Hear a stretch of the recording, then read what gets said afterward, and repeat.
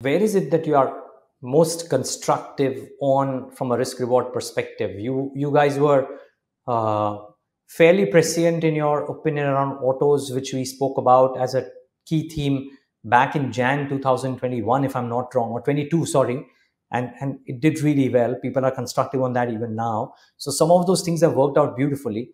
From at the current juncture, where is it that you're most constructive on?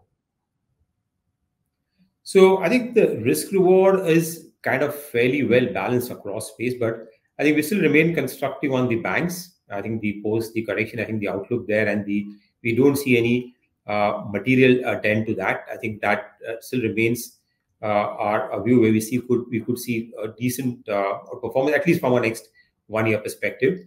Apart from that, the broader themes which we would like to play out are, I mean, overall, even IT sector, for that matter, right? Digital, we think, is a good long-term theme. I think the recent concerns about US slowdown and which have hurt some of these IT companies, I think is getting more or less priced in. Pricing pressure, which was there because of the increase in the manpower cost or the labor cost, that is also kind of easing off. And yeah, while the growth will slow down, but we think that the sector has a good visibility in terms of longer term growth and good cash flows. So that's a sector which looks good in this current context. Autos also, I think, are looking fairly good in terms of the broader recovery. What we are looking at, and apart from the defensive, like say utilities, for example, are fine. Okay, where there is a steady kind of I mean, overall the power sector, if you look at in India, the demand has been fairly steady, really increasing, and some of these companies offer good dividend yield. I think in this market, I think that provides a good kind of support. So selectively, I think that sector also is something which we will favor.